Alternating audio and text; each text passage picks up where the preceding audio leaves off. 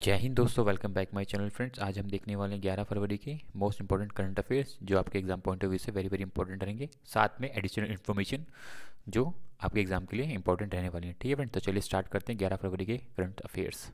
Friend, question number first है, important रहेगा। ठीक है, पता भी होगा आप लोगों को। राष्ट्रीय रक्षा अकादमी एनडीए ने किस नया प्रशिक्षित नियुक्त किया है? ठीक है ना, अब इनको अगर जानते होंगे, ये परमवीर चक्र विजेता रहे हैं। ठीक है, तो उनको परमवीर चक्र मिल चुका है। ठीक है, तो इनका नाम क्या है फ्रेंड? तो इनका नाम होगा सूबेदार संजय कुमार। ठीक है, सूबेदार संजय कुमार को एनडीए का नया प्रशिक्षित नियुक्त किया गया है। ठीक है, वेरी वेरी इंपॉर्टेंट, क्योंकि परमवीर चक्र बहुत ही ज़्यादा आपका अद्वितीय साहस के बाद ये परमवीर चक्र प्रोवाइड किया जाता है। जैसे भारत रत्न है, उसी तरीके से परमवीर चक्र है, जो शत्रुओं के सामने बहुत ज़्यादा कुछ ही बहुत ही प्रक्रम या बहुत ही साहस वाला कार्य जब करते हैं तो उसके दौरान ये परमवीर चक्र दिया जाता है। तो इनको ये परमवीर चक्र मिला था। अभी तक परमवीर चक्र सिर्फ 21 ही दिए गए हैं जब से परमवीर चक्र रखा गया है। इसकी शुरुआत 26 जनवरी 1950 को हुई थी। ठीक है, तो अभी तक सिर्फ 21 परमवीर चक्र दिए गए हैं, जिनमें से एक ये भी हैं। इन्होंने जब पाकिस्तान और इंडिया की वॉर हो रहा था तब इन्होंने बहुत ही अद्वितीय साहस के साथ और डट के मुकाबला किया था। ठीक है, तो इनको इस चीज़ के लिए उपाधि से सम्मानित किया गया था। तो यहाँ पे कुछ इंपॉर्टेंट फैक्ट भी लिखे गए फ्रेंड। ठीक है, ध्यान रखना है इन चीज़ों को। परमवीर चक्र की शुरुआत सबसे पहला परमवीर चक्र इनको दिया था और अंतिम परमवीर चक्र किनको दिया गया है, यहाँ सब लिखा गया है। और परमवीर चक्र का डिज़ाइन किसने किया है ये भी यहाँ पे लिखा गया है। ठीक है ना, इस जो परमवीर चक्र है का डिज़ाइन सावित्री बाई ने किया था। यहाँ पे देखो, ठीक है ना, ये परमवीर चक्र की पूरा डिज़ाइन यहाँ पे दिखा रखा है आपको, तो याद रखना परमवीर चक्र के बारे में पूरी इन्फॉर्मेशन है ये पे। ठीक है फ्रेंड, क्वेश्चन नंबर सेकंड है,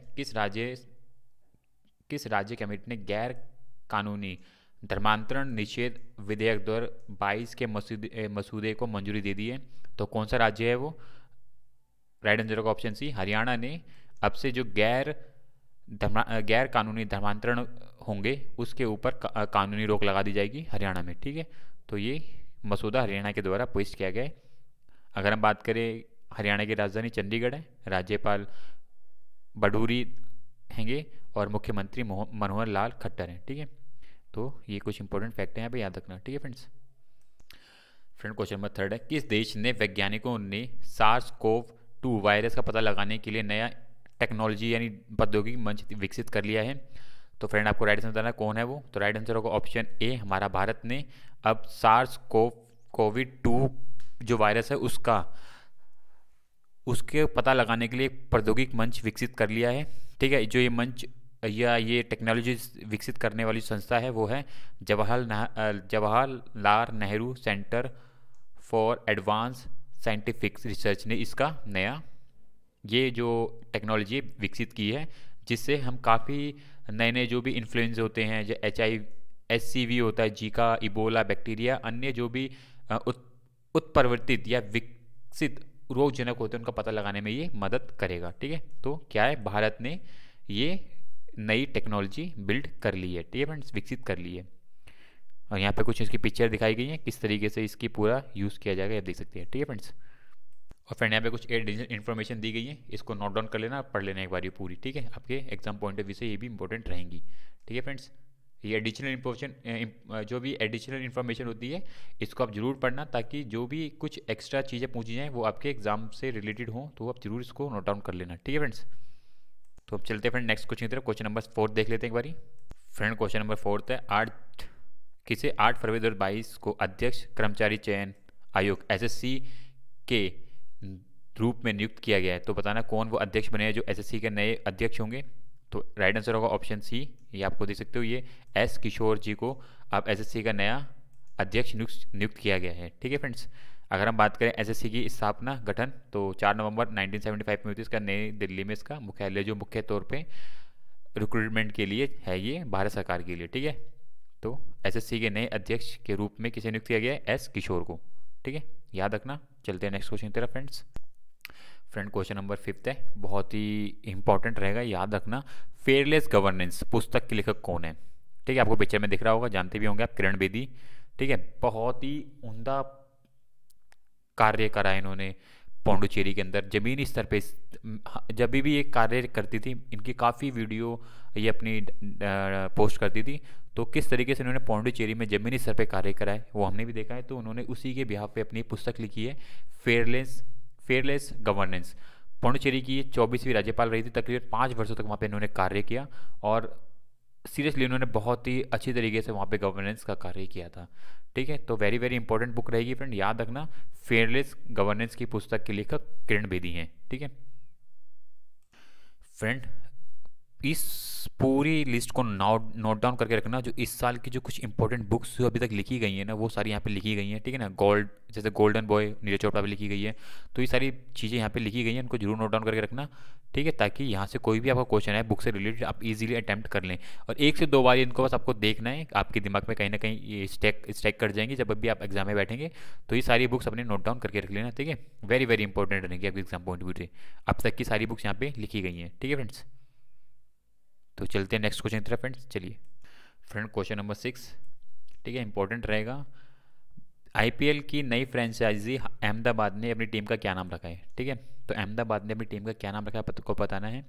तो अहमदाबाद की जो अब नई जो फ्रेंचाइजी जो टीम आईपीएल में आने वाली है वो है गुजरात टाइटंस।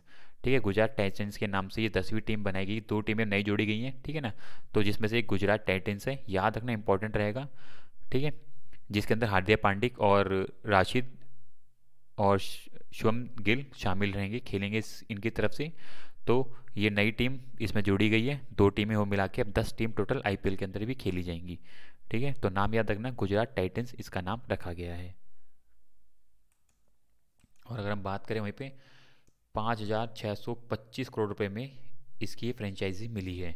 ठीक है, और अगर हम बात करें पहला, याद रखना, पहला आईपीएल 2008 में खेला गया था। ठीक है, अब टोटल 10 टीमें हो चुकी हैं इसके अंदर।